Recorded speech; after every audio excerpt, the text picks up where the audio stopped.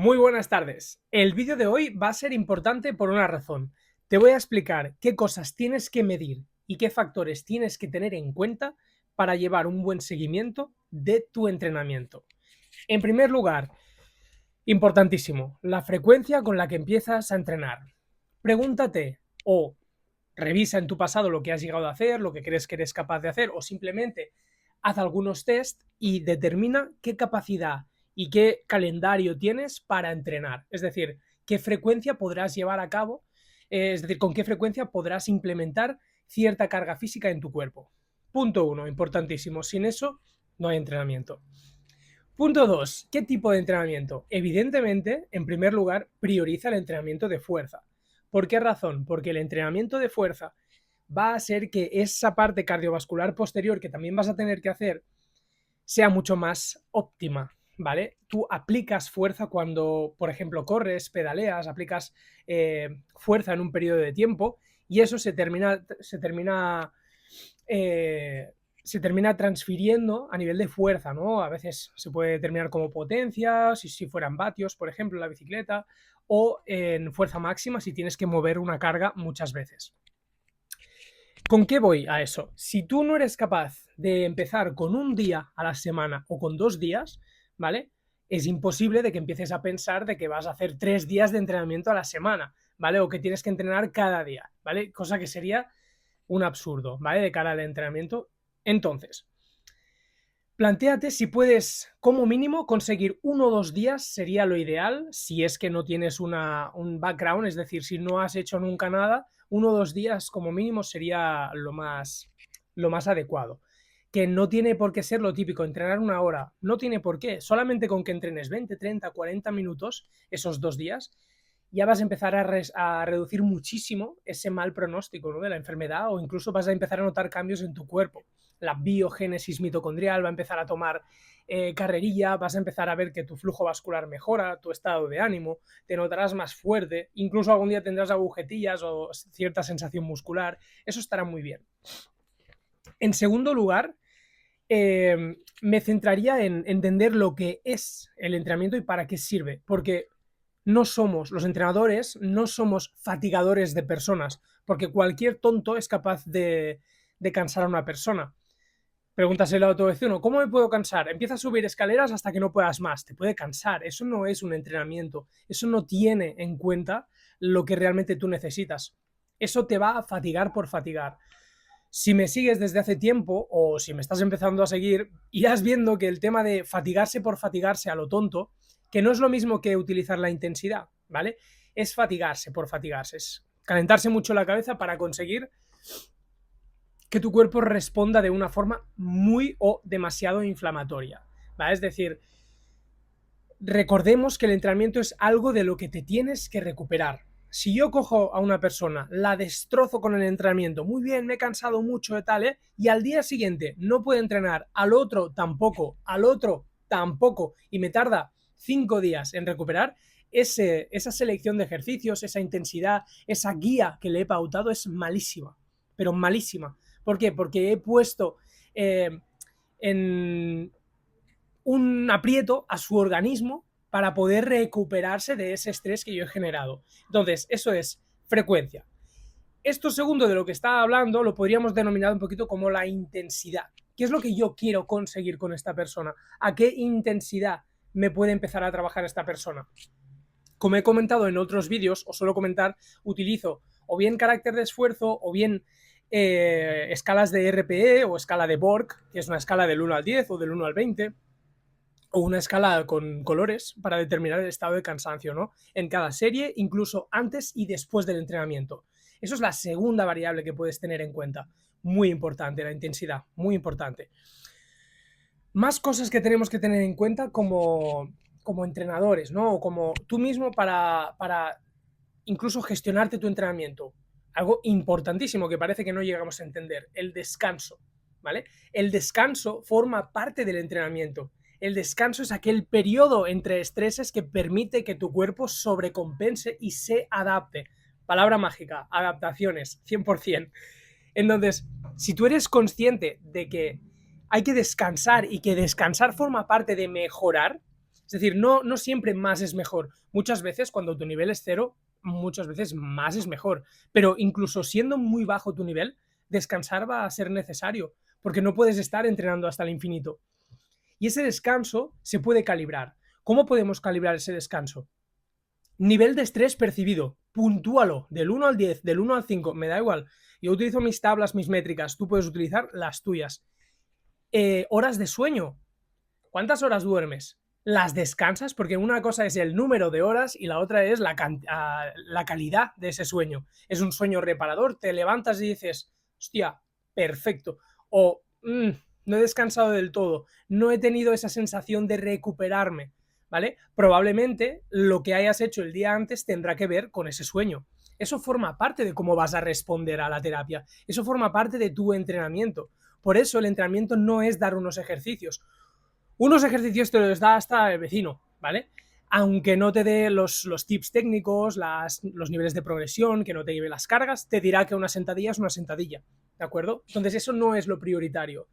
Yo te diría, ten en cuenta, aparte de esto, estrés, descanso, los síntomas digestivos y la frecuencia con la que vas al baño. Si vas mal al baño, o cuando vas es muy líquido, o al revés, tienes muchísimo estreñimiento, eso es una señal de que probablemente o de una disfunción a nivel del sistema nervioso, o de deshidratación, o hiperhidratación, al final, que también puede pasar, ¿no? Que gente que se bebe 8 litros de agua al día porque el agua es buena y al final tienen problemas, ¿no? También.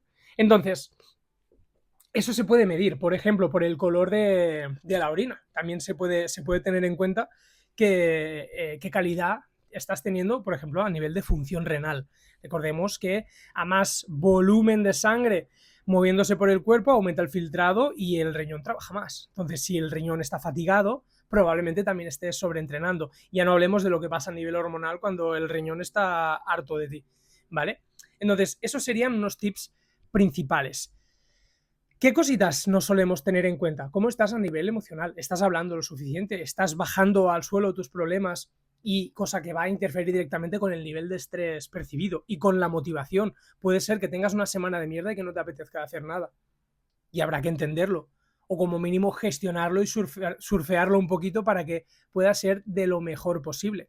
Es decir, no infravalores la participación de todos estos conceptos, estos marcadores, métricas y cosas que puedes utilizar que pueden ser subjetivos, pero pueden ser los principales condicionantes del entrenamiento, porque tú puedes tener una planificación mediocre, medio buena, que la cumplas perfectamente porque te encuentras fantástica, porque todo lo demás está bien gestionado, o puedes tener una planificación maravillosa y no conseguir ningún resultado, porque simplemente te estás petando todo lo demás y estás pasando por alto que el descanso es importante, que la hidratación es importante, que en qué horarios comes es importante, es decir, hay tantas cosas alrededor, ¿vale? Entonces, tenemos en cuenta estos factores también. ¿Qué factores podemos tener en cuenta también?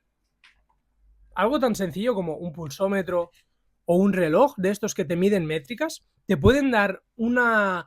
A veces no son hiperprecisos, ¿no? Porque el medidor óptico de algunas de estas herramientas puede ser más o menos afinado, pero muchas veces se acercan mucho y nos pueden dar datos de cómo está funcionando el corazón. Por ejemplo, la métrica de la variabilidad de la frecuencia cardíaca, es decir, el espacio entre latidos y cómo responde tu sistema nervioso a estos aumentos o a estos drops o bajadas de estrés, ¿no? Que al final todo se refleja en un concepto llamado el tono simpático, ¿no? A mayor tono simpático, más input vagal, mejor respuesta del sistema nervioso a nivel de esto. Es decir, a más respuesta al estrés y más adaptativo sea esa función del sistema nervioso con el corazón, mejor función vas a tener y más adaptación. Por ejemplo, yo utilizo las métricas, sobre todo las de fatiga, el VO2 max, madre mía, el VO2 max, ¿no? Famoso por el consumo de oxígeno máximo y sus percentiles, ¿no? Y un poquito lo que puedes llegar a consumir, a mejorar incentivando esa carga. A lo que iba, de cara a lo de fatigar, si tú realmente pretendes ir siempre al VO2 max máximo, vas a terminar acumulando muy pocos resultados, muchísima fatiga y muy pocos beneficios. Probablemente vayas a empeorar tu sistema. El otro día me comentaba una persona, me dice, es que yo entreno 5 días a la semana, ¿y cómo estás? Mal. Ahí está el tema. Es decir, vale, pues lo que tienes que hacer es dejar de entrenar tanto. ¿Y cómo tengo que entrenar? Pues así, así y así. Y llevar no es lo que vas a hacer esta semana, es lo que vas a hacer este microciclo, es decir, esta semana o 10 días, más el siguiente, más el siguiente, más el siguiente. Primer bloque, mesociclos o espacios de tiempo en los que vas a estar implementando una metodología integrada en tu vida para realmente conseguir objetivos. El entrenamiento no es el día lunes hice un entrenamiento de la hostia, no es eso. Es el acúmulo, ¿no? El cúmulo de cosas que haces, por ejemplo, durante un año. Eso es un entrenamiento, ¿sí? Que me hagas una zancada bien hoy o mañana no va a determinar, no va a ser tanto por sí sola esa zancada que lo que vas a conseguir por adaptaciones con el tiempo. Entonces, a eso voy. Esa es una de las métricas que puedes utilizar también. Más métricas que puedes utilizar para realmente tener un control sobre tu progreso. Si en tu caso, por ejemplo, la obesidad está muy asociada al riesgo de cáncer y de hecho está muy arriba en el ranking de factores de riesgo de muchísima patología, sobre todo asociado a problemas hormonales, resistencia a la leptina, a la insulina, a desajustes en el sistema nervioso, a una sobresecreción de moléculas inflamatorias que van a intervenir en muchísimas respuestas, ya sea a nivel de estado de ánimo, dolor, función de la microbiota, el digestivo y rendimiento, incluso progresión de patología. Es decir, habrá que tenerlo en cuenta. Pues, ¿cómo podemos medir un poquito esa progresión? Evidentemente, el peso y el IMC, que no van a ser tan determinantes, pero se pueden tener en cuenta. Es decir, una cosa es decir, no, es que el IMC no lo dice todo. No, pero también nos da datos. Esto, junto a todo lo demás, nos va a dar un buen, digamos, un buen marco, ¿no? De qué forma física tienes y de cómo la progresas. ¿Cómo lo podemos medir? Pues en la báscula, con las medidoras que van por ondas al final, que miden el tipo de tejido y te dicen cuánta grasa tienes, cuánto músculo, cuánta agua, o simplemente con una cinta de costura, ¿no? Nos podemos medir los perímetros, pues la cintura, aquí la cadera, nos podemos medir los pliegues y tener en cuenta ver si ese nivel de adiposidad va a tener o no una mejora y vamos a mejorar nuestro perfil lipídico. ¿Sí? Eso va a venir asociado, es decir, mejoras en ese plano van a encadenarse con muchas otras. Y no va a haber es decir, no va a haber una bajada del día 1 al día 2, pero igual sí del día 1 al día 15, del día 1 al día 50, del día 1 al día 300, porque realmente si has llegado a tener este nivel de problemas, estás pasando por un cáncer o estás pasando por un problema metabólico grave, se ha producido durante mucho tiempo. Entonces, no puedes pretender que se termine en 2 semanas, porque te han puesto un fármaco, porque te han puesto cualquier cosa. Entonces, esa sería mi recomendación. Que tengas en cuenta que son cosas que van a cambiar durante mucho tiempo y que tienen que formar parte de ti y que realmente lo tienes que querer, porque no se va a producir sin tu participación, por desgracia. Ojalá pudiéramos tocarte con una varita y cambiarlo todo, porque nos encanta el deporte y nos encanta que estéis sanos, pero hay que participar, ¿sí? Así que, como resumen un poquito, ¿vale? Te recuerdo esta parte de métricas que podemos revisar, ¿sí? La parte del corazón, la parte de los perfiles lipídicos, los medidores de fuerza, ¿vale? Puedes hacerte un test de sentadillas y ver cuántas puedes hacer, o ver incluso un test de repetición máxima para ver esa parte de fuerza, o ver cuánto saltas de aquí a aquí, y el próximo mes de aquí a aquí, porque estás mejorando tu salto vertical, que implica una mejora directa en tu rendimiento. Puedes incluso medirte la capacidad cardiovascular, depende. Si estás muy fatigada, tienes que hacer test muy cortitos y adaptados a ti. No puedes hacer un test igual de 12 minutos o de 10 minutos andando o corriendo o una prueba de esfuerzo, pero sí que puedes hacer un test de 6 minutos, de 5 minutos o incluso un poquito menos para ver qué distancia recorres caminando a tu máxima capacidad, ¿vale? Pueden ser medidores buenos.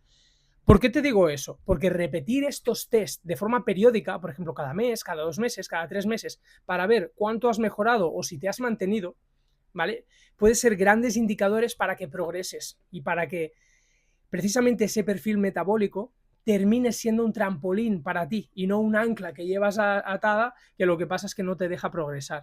¿De acuerdo? Así que te invito a que empieces a medirte esto en los entrenamientos. ¿Qué frecuencia puedes tener? ¿Qué niveles de fuerza? ¿Qué niveles del corazón? ¿Qué niveles de energía, qué motivación tienes, el peso, las métricas, todo, ¿vale? Es decir, incluso lo que comentábamos, ¿no? Las heces, la orina, todo eso son determinantes claves en salud. Y te recomiendo que empieces a medirlos ya, que hagas una valoración inicial y que a partir de aquí se vayan periódicamente revisando para ver cuál es tu progresión. Y te aseguro que eso te va a motivar. Cuando veas que los números cambian y que esos números implican un cambio subjetivo y objetivo también, ¿vale? Es decir, te sientes mejor y encima ves que estás mejor. No es solamente una analítica, hay muchísimos más indicadores que van a hacer que tú te sientas bien, ¿vale? Y con esto concluyo, tampoco quiero hacerme muy pesado, creo que 15 minutitos de un poquito indicarte cómo puedes gestionar tus entrenamientos es suficiente. Así que espero que te haya gustado, compártelo si crees que alguna persona no tiene muy claro lo que tiene que medir en sus entrenos y puede empezar por aquí, ¿vale? Sobre todo en esos timings de recuperación. Chao.